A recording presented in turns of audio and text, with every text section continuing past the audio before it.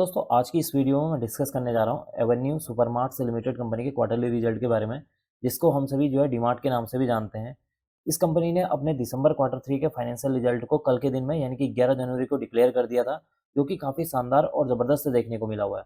अब आपके सामने है कंपनी का क्वार्टरली रिजल्ट। क्वार्टरली रिजल्ट में हम सबसे पहले डिस्कस कर लेते हैं कि इस क्वार्टर में कंपनी को कितने करोड़ का मुनाफा हुआ है, यानी कि नेट प्रॉफिट के बारे में। देखिए, इस क्वार्टर में कंपनी का जो नेट प्रॉफिट निकल कर आया है वो है 724 करोड़। प्रीवियस क्वार्टर के साथ अगर हम कंपेयर करेंगे तो प्रीवियस क्वार्टर में 659 करोड़ का यहाँ पर नेट प्रॉफिट देखने को मिला हुआ था। अगर हम आज के यानी कि दिसंबर 2024 के नेट प्रॉफिट को अगर दिसंबर 2023 यानी कि 1 साल पुराने डेटा के साथ कंपेयर करते हैं तो 690 करोड़ का यहाँ पर नेट प्रॉफिट देखने को मिला हुआ था। इसका मतलब है कि अगर आप नेट प्रॉफिट को ईयरली वाइज कंपेयर करें या क्वार्टरली वाइज कंपेयर करते हैं तो इसमें एक अच्छी खासी जंप नजर आ रही है, जो कि इसके लिए क्या एक पॉजिटिव पॉइंट है। अब हम डिस्कस कर लेते हैं सेल्स के बारे में कि इस क्वार्टर में कंपनी की सेल्स कितनी हुई है। देखिए, इस क्वार्टर में कंपनी ने 15,973 करोड़ की सेल्स की है।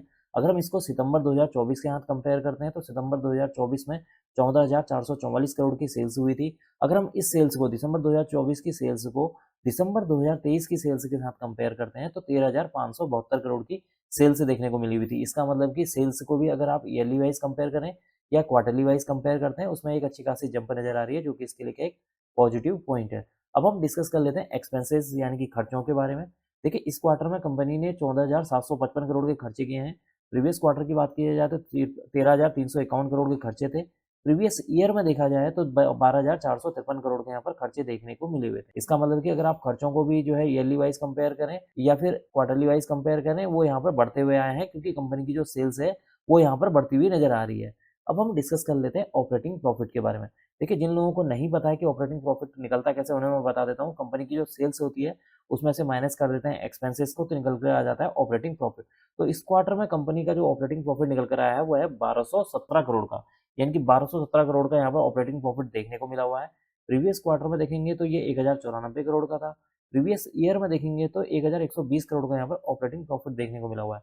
इसका मतलब कि अगर आप ऑपरेटिंग प्रॉफिट को भी ईयरली वाइज कंपेयर करें या क्वार्टरली वाइज कंपेयर करते हैं, इसमें एक अच्छी खासी जंप नजर आ रही है, जो कि इसके लिए क्या एक और इम्पोर्टेंट पॉइंट है। अब बात कर लेते हैं ऑपरेटिंग प्रॉफिट मार्जिन परसेंटेज के बारे में। देखिए, इस क्वार्टर में जो ओपीएम निकल कर आया है वो है 8%। प्रीवियस क्वार्टर में देखेंगे तो 8% था। प्रीवियस ईयर में देखेंगे तो 8% था, यानी कि ओपीएम परसेंटेज यानी कि ऑपरेटिंग प्रॉफिट मार्जिन परसेंटेज में किसी भी तरह का कोई चेंजेस नहीं हुआ है, चाहे वो आप उसे क्वार्टरली वाइज कंपेयर कर लें या ईयरली वाइज कंपेयर करते हैं। अब हम एंड में डिस्कस कर लेते हैं ईपीएस के बारे में। देखिए, ईपीएस की फुल फॉर्म होती है अर्निंग पर शेयर। एक शेयर में होने वाली जो अर्निंग होती है उसी को ईपीएस बोला जाता है। इस क्वार्टर में जो ईपीएस निकल कर आया है वो है 11 रुपये 12 पैसे। अगर हम इसको सितंबर 2024 के साथ कंपेयर करेंगे तो वो था 10 रुपये 14 पैसे का। और अगर हम प्रीवियस ईयर 2023 में देखेंगे तो 10 रुपये 61 पैसे का यहाँ पर ईपीएस देखने को मिला हुआ है। इसका मतलब कि ईपीएस में भी अगर आप ईयरली वाइज देखें या क्वार्टरली वाइज देखें, एक अच्छी खासी जंप नजर आ रही है, जो कि इसके लिए क्या है एक और पॉजिटिव पॉइंट है। तो कुल मिलाकर देखा जाए, कंपनी का जो रिजल्ट है काफी शानदार और जबरदस्त देखने को मिला हुआ है। और हो सकता है कि आपको मंडे के दिन अगर ओवरऑल मार्केट यानी कि Nifty, bank Nifty, mid cap, अगर इन स्टॉक्स में ओवरऑल मार्केट में अगर पॉजिटिव रिस्पांस होगा तो इस स्टॉक के अंदर आपको एक पॉजिटिव रिस्पांस देखने को मिल सकता है। अब मैं इस वीडियो को यहीं पर एंड करूंगा। उम्मीद करता हूँ कि आपको यह वीडियो पसंद आई हो। अगर आपको यह वीडियो पसंद आई तो please like, share and subscribe करना ना भूलें। Thank you.